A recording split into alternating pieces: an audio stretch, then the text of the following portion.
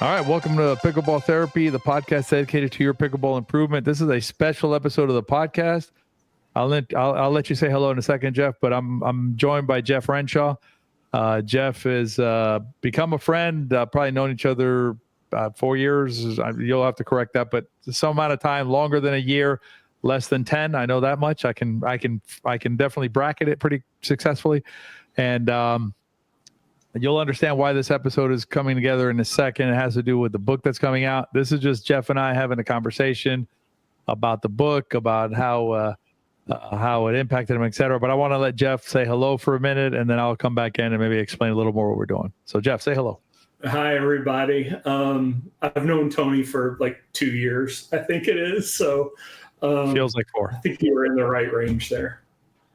Yeah. 1 to 10, I was definitely right, but feels like we know each other longer because we've been Jeff has been a student, and again now has become a friend, but started off as coach-student relationship. I don't think we broke any rules, Jeff, by becoming friends outside of that, but I think it's fine, ethically fine. But anyway, so we become friends, and now Jeff is helping with has agreed to join our team. He's helping with various things, but the thing that's relevant to this particular episode is if you listen to the podcast, you know that we have a book coming out, and a book is a very big lift. There are a lot of moving parts, a lot of pieces. I think I'm good at some of the pieces, like maybe some of the ideas and writing and things like that. I am not very good at some of the other pieces, like getting it out and all the other. There's a bunch of stuff that has happened. So Jeff agreed to join the team and help out with that. I don't want to not mention Michelle and Dave because they've been absolutely instrumental in getting the book to where we are now, and they're still helping us out with the book. So Dave's helping with the editing, Michelle's helping with some great ideas, but like in terms of like the day-to-day, like, okay, we need to get the bio done, we need to get the things out, we need to connect with Penny, who's helping us out on the publishing, all these pieces. Jeff's in charge of that. So what happened is, as part of this process, is the book has 5. It's intro in 5 parts or 5 parts total. I don't remember. So basically, Jeff knows. Intro in 5 parts. And so I asked Jeff, because here's the thing. So like eventually I got to like kind of like draw a line in the sand in terms of knowledge. But like friends, I just recorded an episode today of the podcast that I would like to be in the book, and it will be in a subsequent episode or a subsequent update of the book, but we just got to get the book finished, right, and cross the finish line. So Jeff's been reviewing the book, giving me some really good ideas in terms of, like parts that weren't that clear, that could be cleaned up, editing, just, plain editing, and also like substantive editing. So what Jeff didn't know was he was writing comments on the side. Some of the comments were just conversational. Some comments were like, what do you think of this? I'm not sure about that. So I wanted to save the comments. So I saved them in a file. And I told Jeff we were going to have conversations. These are conversations with Jeff where we're going to explore the concepts in the book. And we'll probably do about, I don't know, 15 or 20 minutes today. We'll see where there's a good stopping point, and then we'll probably do 2 or 3 of these. But it gives you, if you like what we do, gives you kind of a more behind the scenes view as to what we're doing. If you're watching this live, you'll see that I'm not even sitting in my studio and I'm holding the microphone in my hand because I'm just having a conversation with Jeff. When I read the book, I was like, am I going to learn anything different? I mean, I'm an avid podcast listener, and so I thought, am I going to learn anything different? I think the concepts are very consistent with what you talk about, but you talk about them in some different ways that made it sort of hit home with me in different ways. So it was a really was a good experience. It was sort of like having my mind renewed about things that sort of I knew conceptually, but I'm in a different place in my life. And you talked about some of the concepts in a new way that just hit home with me in different ways. So it was a joy to read. So I look forward to everybody else having that same opportunity. Thank you, Jeff. And I'll tell you, even as the author of the book, when I go back and look at it and work through it, sometimes it lands differently, and it just connect the dots differently. And actually, when the podcast I recorded today drops on Friday, when that podcast drops, what you're going to see is it's another progression along the Sonder route.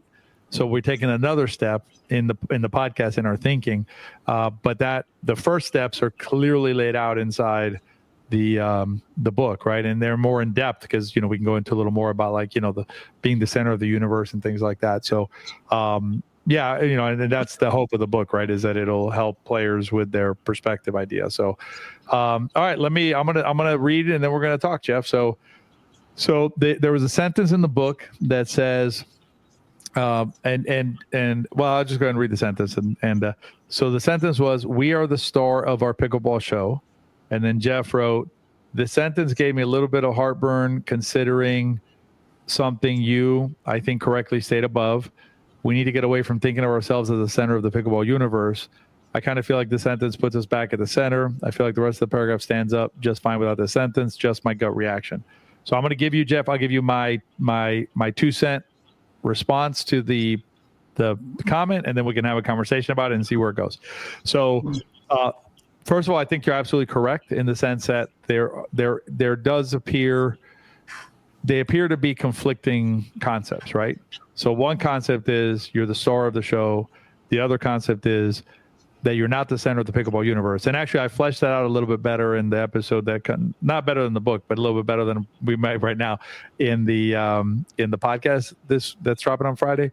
And so the way to think about it is, the way I think about it anyway, is like for you, Jeff, the last time you played pickleball, like that, you are the star of that show, right? And you're the star of what you're doing right now, right? For yourself. I'm the star of my little show. You're the star of your little show. Right now we're, our Venn diagrams are, we're overlapping. So we're kind of starring in a joint show right now. Yeah. But, I'm assuming, well, I know we have a meeting with a therapist in a little bit, so we'll be together again. But after that, you're going to go do the things that you like doing. I'll go do the things that I like doing. And so in that sense, we are the star of our own show, and we are absolutely relevant to our experience in pickleball. The other concept is one of basically not allowing our stardom to override or outshine the other pieces that are important inside the pickleball universe in which we live. And so I think those two concepts can live in harmony. But anyway, so that's my thinking about it. But I'm happy to have, what do you think about it? And let's talk about it. Well, I think that sentence that you just read came from part 1 of the book, if I'm remembering correctly. Probably. This is in chronological order, so it would have been. Which is a section about understanding ourselves, right? And when you're understanding yourself, yes, you are at the center of the universe. And so my gut reaction was what you read. But I think by the time you come to the end of the book and you realize, you fleshed this out, that, we're not the only player in this play. And, there's interactions with other people on the court, and you get into all that. So by the time I finish the book, the heartburn that I referenced is resolved for all the reasons that you mentioned. But I do think, Jeff, that it's a very natural reaction. I mean, your reaction. And what I mean by that is that's what makes it, I think, challenging sometimes, because we're trying to balance out, the importance of ourselves, which we are important. I mean, because, you could even go you can go super deep on this if you want to. And basically, without Jeff, the universe is irrelevant to Jeff, right? I mean, it's not relevant to you. I mean, not relevant without you to you, but it is still going to continue even after you and I are gone, right? The universe will still be here, in theory anyway. And, but, so there's this apparent dichotomy, right? Between and it's kind of like everything matters, nothing matters, but it's about us as people, right? So to us, we're the most important part of the story, but things will go on without us anyway. So it's kind of like this weird, I think, conflict, right? And I think that managing that conflict, I think, first of all, I do think that it takes a little bit of thinking and time, right? And the second thing is, I think it can help a player navigate things more constructively, potentially. So, yeah. And I know that you're a friend and fan of Peter Scales' work, and where he talks about honoring the game and your opponents and yourself. And I think what I hear you saying is that, you can be the center of your own universe, but part of being the center of that that universe is acting in a way that honors the other Right. parts of the game, which includes your partner and your opponents. Yeah, and I think, and I agree with you on, Coach Scales is a mentor, and I credit him with getting me on this path. And it really, he's probably a big reason why I started to think about the mental part of sport, not just pickleball, but sport in those three spheres that we've talked about, perspective, play, and progress. And part of the reason was because I was trying to I had read Peter Scales' book. I'd read Timothy Galway's book, Josh Waitskin's book. And each one had something different to teach, about our relationship with the sport.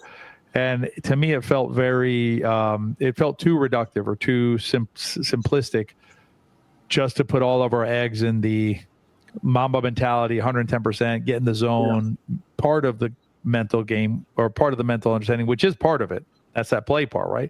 But if you look at Coach Pete's book is more perspective than play. He has play stuff in there, right? There's not going to be like a perfect line, but most of his stuff, then the stuff that most impacted me was the perspective stuff, and then Josh Watskin's progress. So anyway, super. I agree. And if you haven't read Coach Pete's book, I know you have, Jeff, but out there listening, if you haven't read Coach Pete's book, it's at betterpickleball.com. You just click on resources, you'll see a bunch of training books on there, and Coach Scales' book is a top book. So, all right, Jeff, I'm going to move on to the next one, if that's all right. Unless you have something else. Question? Can I ask you a question first? And you don't have to go. You can go into as much depth as you want. This is a conversation, Jeff. You can do anything you want. I mean, and I think I know some of the answer, and people that read your book will find out more. But I mean, why did you start down the sort of the mental aspect of pickleball rabbit hole? I mean, I know that you've got you had an amateur tennis career before this, but it was really when you got into pickleball, I think, that you started down this path. Yeah, you're 100. But yeah, yes, you're correct on all counts. So I played tennis before. I played tennis when I was a little kid. I played competitively USTA team leagues when I was older. Never played college or anything like that. I gave it up in high school because I was a teenager. But basically, so what got me into it? I don't know that I can pinpoint something other than the only thing I can think of is interaction with Coach Pete because of the coaching work we were doing. And frankly, I can't even really remember. I may have to reach out to Coach Pete and Martha. I think Martha introduced us to Coach Pete. Martha's a student of ours, and Coach Pete's her husband. And she, obviously is a big fan of his work because, it's good work, and also it's her husband. Yeah. So we were turned on to Coach Pete, and then that kind of started me. I think that's where I started thinking about it. I don't think, Jeff, that I had like a major meltdown or like that. I mean, I will tell you that before, my reaction, I didn't have as good of a mindset when I engaged with any sport, tennis or pickleball, as I do now.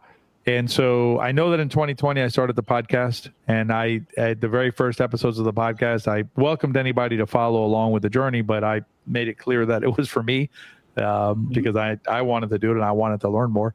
So, what I can tell you is it is probably the most, not probably, it is the most profound, positive impact on my life out of pickleball. Yeah. Friends. I mean, I've met some great friends, and that I don't want to, maybe it's the same friends and stuff like that. Right.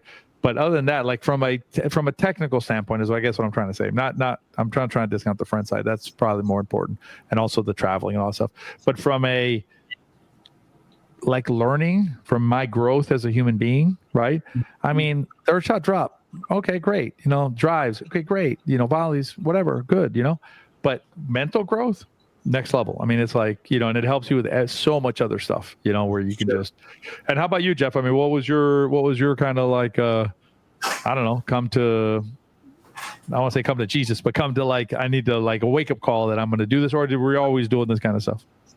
Yeah. So I've been a fan of, there's an author named Ryan Holiday who's written several books on Stoicism.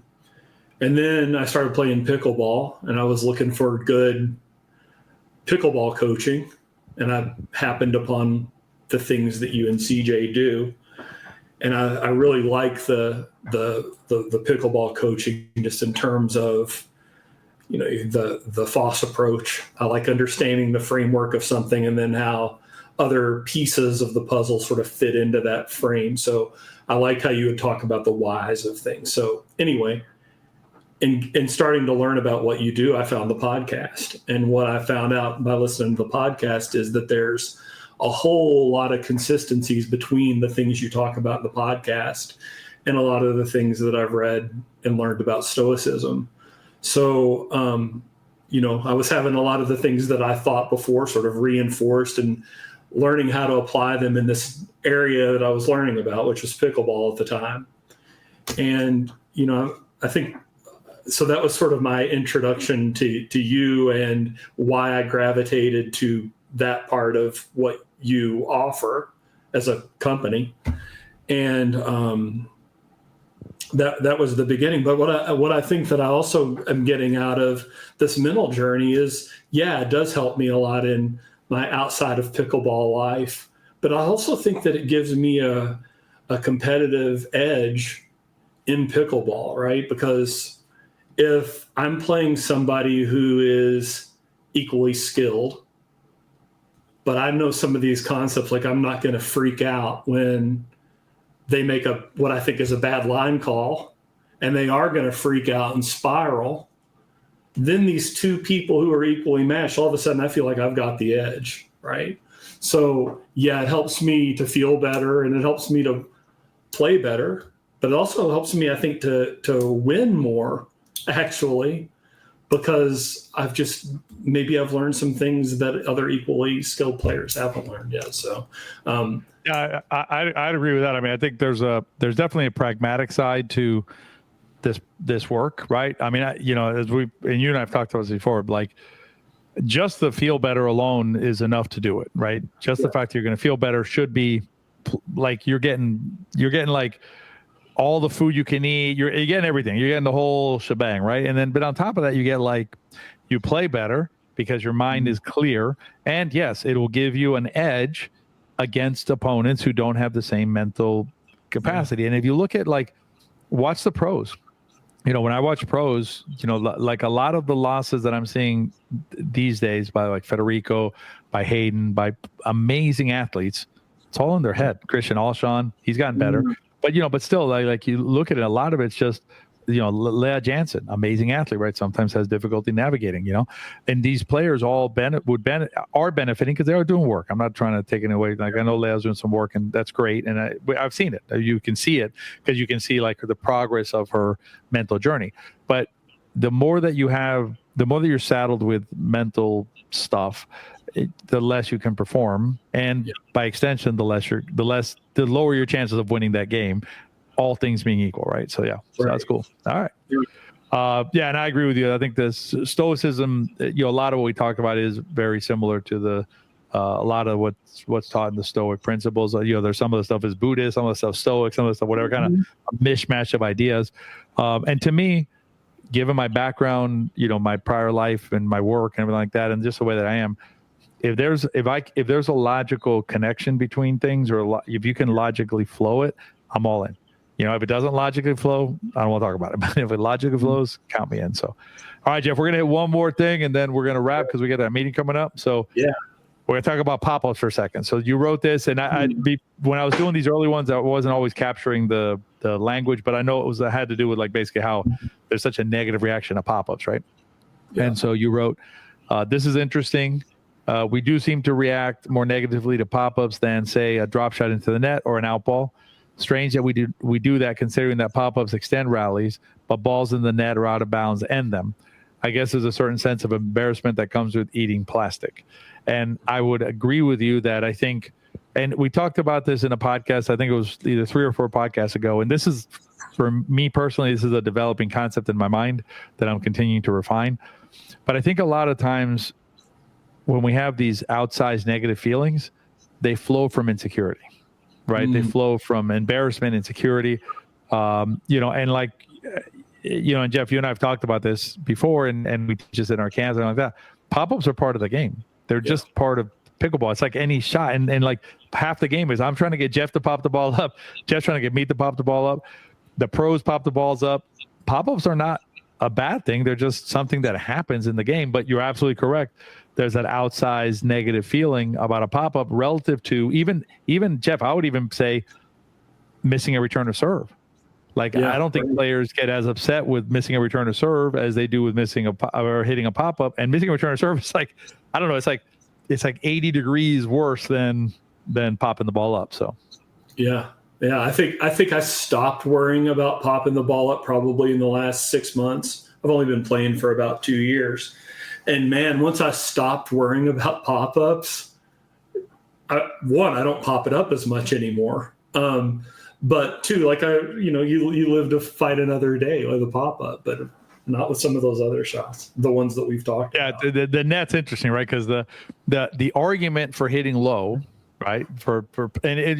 These feelings drive wrong strategy, because the feeling that I don't want to pop it up and me or my partner get smashed and I get embarrassed, then kind of forces us, and I put forces in quotes here because it's not forcing you to do anything, but in our mind, it forces us to risk the net and hit super low. And so we're not embarrassed when our ball goes into the net. So we're missing a ton more shots than we should otherwise, because we're picking the wrong metric for the wrong strategy and the wrong shot selection because of some mental baggage that we have with pop-ups. So anyway. All right, Jeff, I think that's it for conversation number one. Fun. I got to tell you, I want to give you like a heads up here. So we're not even a third away down page 1 of 6. So we'll keep doing these. And as long as Jeff wants to do them, I'm always happy to talk pickleball in the mind, and we'll push them out. And it gives you guys a kind of a behind the scenes look at how the sausage is made, so to speak. And you get to see what's going on. We'll update you on the book as we do these. If in the meantime, if you're listening to this and you're like, oh, the book, I'm interested in the book. I think we're going to come up and I don't think we have it ready, Jeff, but I just want to foreshadow it. We will have like a pre-order thing and stuff like that. So we're going to do like a kind of a soft launch first, where like if you listen to the podcast and you want to get into the book, we'll have like a digital version of it. We'll, and then you'll be able to order that pre-order and whatever. So we'll be updating you on that throughout this process. So be on the lookout for special episodes with Jeff about the upcoming book. And Jeff, anything else before we wrap? No, I'm good, but thanks for having me. This is fun. I look forward to the next one. 100%. So we'll set it up, and we'll keep updating you guys on the book, like I said. And this is interesting, kind of behind the scenes conversation. You get to see how we think and how we approach the book. So thanks, Jeff, for your time on this. We'll see you on our next special episode or on the regular episode that comes out on Friday. Be well. So long, everybody.